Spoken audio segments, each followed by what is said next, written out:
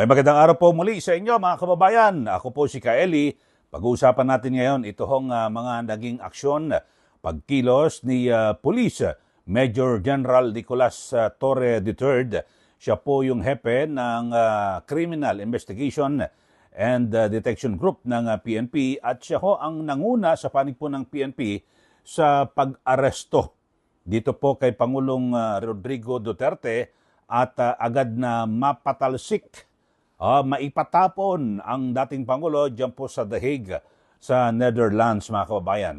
Alam niyo ho ay talagang marami na ho na mga lumalabas sa mga balita at kung ano-ano man ay akin pong talagang pinanood ng husto.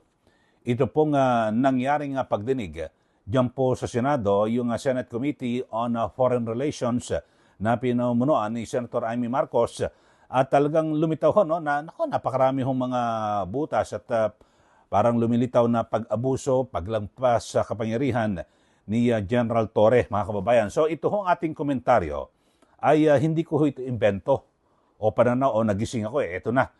Ito pong aking komentaryo, mga kababayan, ay pagbabasihan po natin yung mga nangyaring testimonya, mga pahayag, paliwanag sa mga tanong ho ng mga senador dito po sa pagdinig sa Senado na may kinalaman sa pag-aresto dito po kay dating Pangulong Rodrigo Duterte.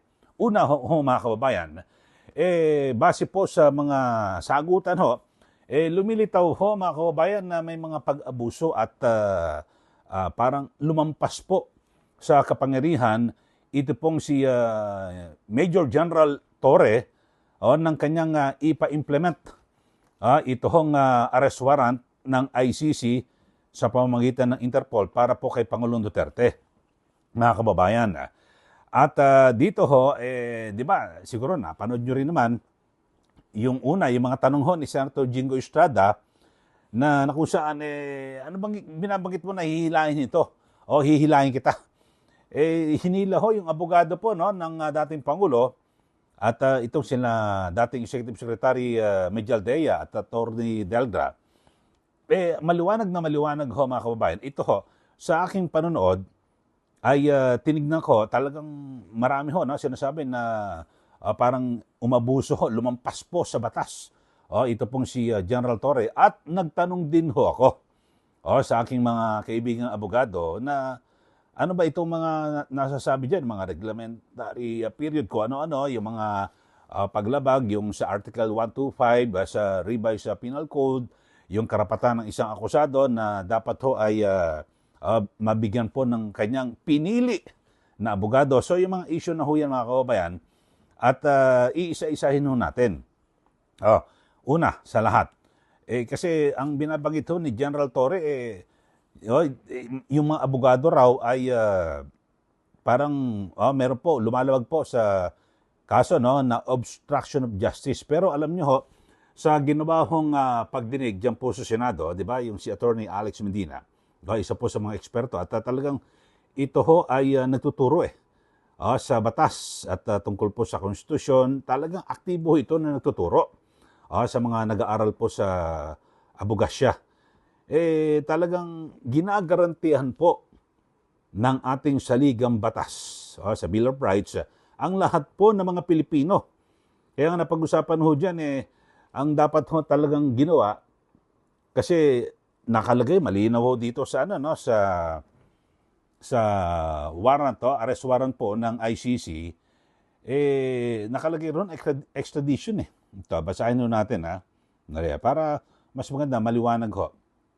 At nakalagay dito po sa ito ho, dokumento ho ng Interpol at mula po sa ICC, itong arrest warrant, nakalagay ho sa kanila, please arrest the subject of this diffusion. Hindi po red notice, diffusion po ito. At this diffusion is transmitted after prior consultations with the government. So, talagang ganun na ho, mga kababayan. At ang sabi ho, yun nga, para i-serve itong arrest warrant, mga kababayan. So, siguro naman, nakita nyo naman ho yung mga video sa pangyayari. Kaya lang third party, siguro inihikayat po natin ito pong si General Torre na ilabas nyo po. Kasi sabi ho nila, naka-body cam daw ho yung mga umaaresto na pulis dito po kay Pangulong Duterte. Yung mga eksena na ho yan, mga kababayan, di ba, talagang, sabi natin may tension, pero yung mga karapatan dahil nauna nating binabanggit na talagang hindi po ibinigay yung due process para po sa isang Pilipino. Siguro isang tabi na ho natin na siya po ay dating Pangulo, lalo dating Pangulo, di ba? Sabi nga ho ni Senator Jinggoy, ang dami pong nilabag, hindi po makasagot ng tuwiran ito pong si General Torre, katulad ng sinasabi, bakit yung abogado, ihilahin mo, ilalayo mo sa kanyang kliyente, lahat po ng mamayang Pilipino na ginagarantihan po ng ating saligang batas ay dapat ho, meron mo silang karapatan na kumuha at pumili. Ibig sabihin, yung gusto ho ng isang akusado, yun po ang siya pipili ng abogado. Kasi kinakatwiran no General Torre, hindi, meron na siyang abogado Kasi, kaya binabanggit niya kasi ito pong si VP Sara Duterte, sabi po ni dating Pangulong Duterte, hindi, papasukan niyo yung anak ko. Si Inday Sara, abogado ko siya mga kababayan. Pero ang sabi po, inamin ho ni General Torre, siya po ang nagdesisyon na wag pong papasukin ito hong si VP Sara dahil sa meron na raw abogado ang dating Pangulo. Nandoon at matagal na siya nagkukonsultahan. Nalabag ho, parang ganun tila nilabag ho ni General Torre yung karapatan sa isang akusado na makapamili ng kanyang sariling abogado. Hindi po si General Torre dapat ang mamimili. At di ba, kung sino ang gustong papasukin na abogado at ang higit sa lahat, mga kababayan, ay hindi lang basta abogado, anak ho ito ng dating Pangulo. Kasi pwede ho at pinapayagan po ng batas na yung immediate family, yung immediate, di ba mga kababayan, ito, anak ho ito pwede hong pumunta at lumapit po sa isang akusado. Kaya binabanggit ho ni General Torre, hindi, dalawin mo na lang sa detention center, detention cell niya. Hindi, but sana kung dito ho'y kukulong Dito po sa Pilipinas, okay lang. Sige, dalawin mo lang kung saan dadalhin ba, sa City Jail o sa Camp Crame o kung ano man. Dadalhin siya din sa Dahig, the Netherlands. So, dito ho, mga kababayan, talagang marami pong masasabi natin na hindi po nararapat na ginawa ni General Torre. At bukod ho dyan, nung nasusukol siya, bakit gano'n? Sabi niya, hindi, may mission kami na dapat ho ay dalhin si Pangulong Duterte sa nag-issue po ng warrant. Mission. Ano ho ba ang PNP natin? Di ba? Ang PNP natin, dapat ho nagpoprotekta, di ba? Sa kanyang mamayang Pilipino, di ba? Sa kanyang mamayan. Ano ba ang ginawa ng PNP ni General Torre? Ang sabi ho, ito ang nakalagay ho, yung mandato. Maliwanag po ang mandato, siguro nakikita niyo sa mga patch ng mga pulis. Nakalagay, PNP, serve and protect the people through law enforcement. Siyempre, poprotektahan mo ang taong bayan. Dito, lumilitaw ho mga kababayan isang Pilipino, hindi mo pinoprotektahan. Kasi, sa mga nauna nating vlog, mga kababayan, dalawa po ang hinihingi po ng ICC, extradition. Di ba? Extradition ang hinihingi ng ICC at para iharap din sa isang judicial authority dito po sa Pilipinas. Ano ito? Yung hukom o korte. Ang ginawa ho ng gobyernong Marcos Jr. ay isinorender po ng kusa ito pong si dating Pangulong Duterte. Hindi na po pwede ho ito. Ayon po sa batas. Ang dapat kung Pilipino, di ba, may extradition. So magkakaroon po ng mga pagdinigyan. O ito, balikan ho natin. Ito pong si General Torre. Ang binabanggit niya ho, mga kababayan, kaya pinusasan nga itong si dating ES Medialde dahil sa obstruction of justice. Pero General, kung meron pong ginawang paglabag, yung abogado, bakit ho, pagkat makalipad na ho ang dating Pangulo, pinalaya mo rin. So ikaw na nagsilbing korte. Inakusahan mo ng obstruction of justice, tapos pinalaya mo, inabsuelto mo rin. Parang ganun lumilitaw ho, mga kababayan. At dito ho, meron pa isa sa nasukol na corner ito pong si General Torre ng mga senador kasi sinasabi, bakit ka ba nagmamadali na arestuhin at dalhin sa The Hague, Netherlands, itong si dating Pangulong Duterte? Kasi ang sabi niya po, ang mission ay agad na i-deliver ang akusado sa nag-issue ng warrant at kanyang ini-invoke o kanyang ginagamit na basihan yung Article 125 ng Revised Penal Code. Napag-usapan din ho yan pero binasa ko rin ho yan, mga kababayan, at ikinonsulta ko rin sa mga kilala kong abogado, mga kaibigan ho natin. Ito nakalagay ho sa yung Revised Penal Code, yung Article 125. Dito ho, mga kababayan, ang sinasabi, the commission of a crime or violent insanity or other ailment requiring the compulsory confinement of the patient in hospital, ito shall be considered legal grounds for the detention of any person. Ito yung article 125. Ito mga kababayan, ito na. Sa delay in the delivery of detained persons to be proper judicial authority. So ibig sabihin ho, mga kababayan, na kinakailangan na, halimbawa, ito hong sinasabing Article 125, kung ang isang akusado ay inaresto ng walang warrant. Yun. Kasi kinakailangan sa loob po ng 36 hours, dapat ay mapakasuhan, mapasampahan ng kaso. Di ba? Yung mga pulis na halimbawa may inaresto, dinampot, walang warrant. Kinakailangan sa lalong madaling panahon, ay masampahan ng kaso yan sa korte. Bakit? Kasi magiging illegal po yung pagkakadetene ng sinasabing akusado, di po ba? So, yun ho. Pero dito ho sa kasong ito kay dating Pangulong Duterte, merong warrant So, hindi po dapat na minadali ni General Torre yung pagpapalis kay dating Pangulong Duterte. Kasi meron pong warrant. At dapat ibinigay ho, kailangan mong abogado, ito, ilang pa. May 3 abogado ka na dyan. Sige, dagdagan pa natin. Dapat ho ganun. At iharap sa judicial authority.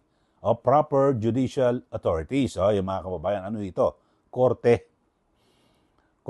Pero nagsama ho sila ron ng parang Justice Secretary o Justice Undersecretary. Yung USEC po ng DOJ, hindi po ito judicial authorities. Bakit ho? Ang judicial authority dapat nasa sangay po ng hudikatura. Katulad ng korte, sangay ng judiciary, yan ho. Pero pag sinabi mong USEC po ng DOJ, sasangay ho ng ehekutibo yan Department of Justice, di ba? Executive Department. So yun ho. At maliwanag ho rito, base po sa kanyang mga sagot dito po sa Senate hearing, nagkakasala sa labat ho yung kanyang binabanggit at talagang sabihin natin na lumampas po siya sa mga pamantayan.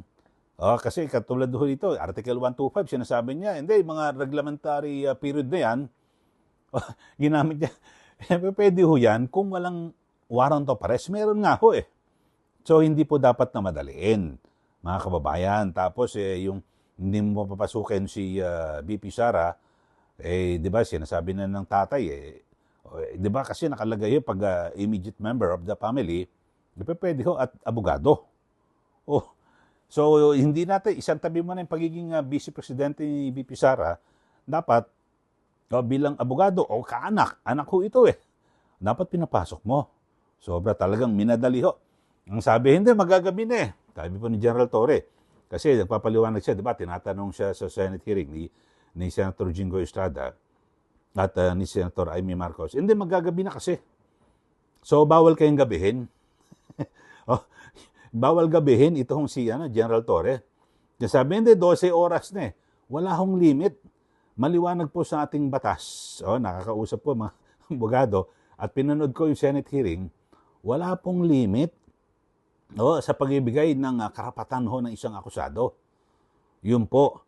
So maliwanag ho rito mga kababayan na talagang napakarami po ng mga labag sa batas. Base po sa nangyaring Senate hearing. At nung bandang huli, nasusukol na, biglang ginagamit na ho nila yung sinasabing sub judice.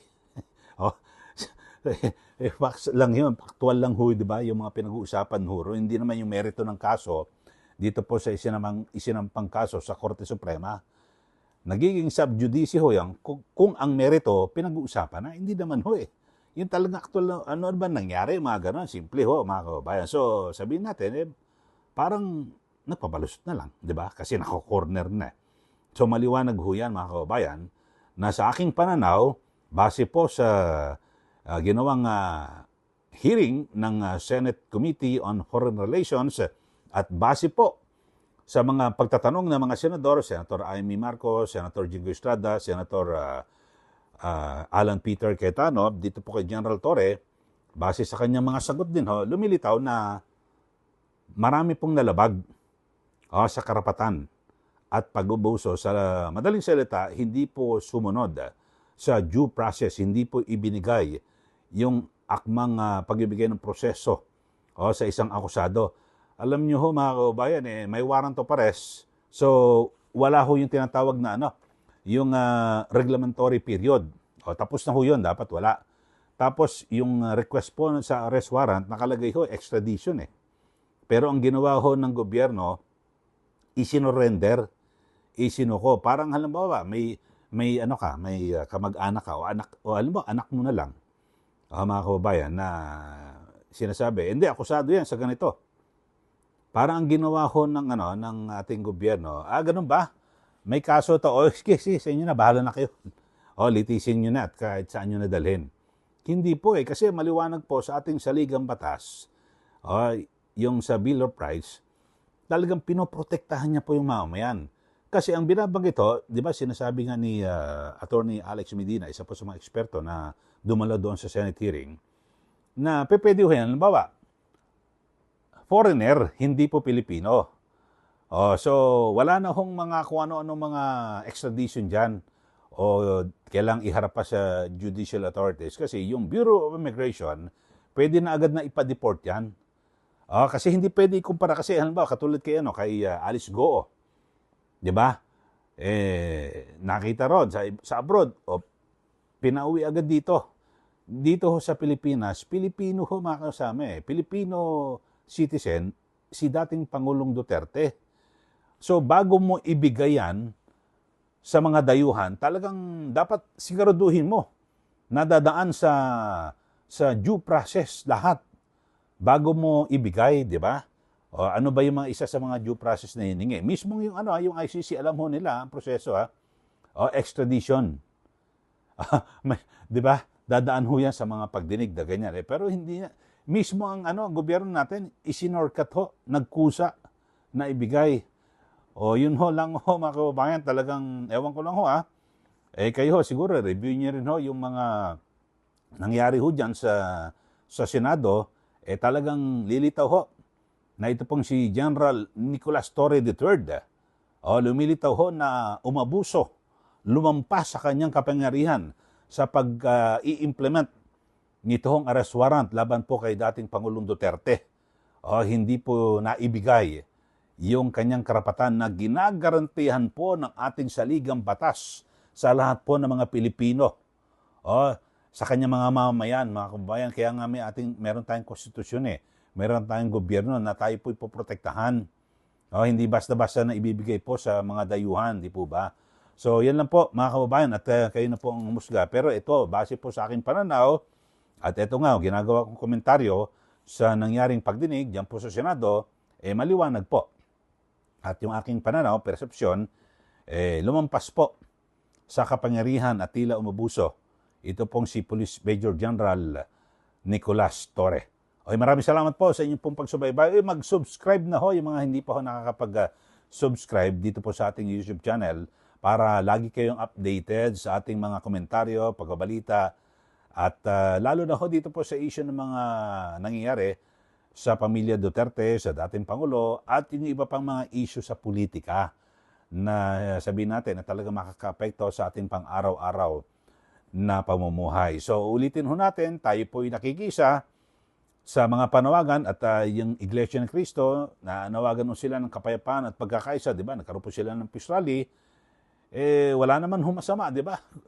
Gustong-gusto natin na magkaroon po ng kapayapaan at katiwasayan, lalo na po sa larangan po ng politika, di ba? Gusto natin tahimik Pero ano ba itong ingay politika? Sino ba gumawa nito? Mga kababayan, sana ho, matigil na ho yung pagkakawatak-watak ng mga Pilipino para po tayo ay umunlad na, di ba? Maraming salamat po. Muli, ito po si Kaeli. Abangan po yung susunod nating mga komentaryo dito po sa ating YouTube channel. Maraming salamat po.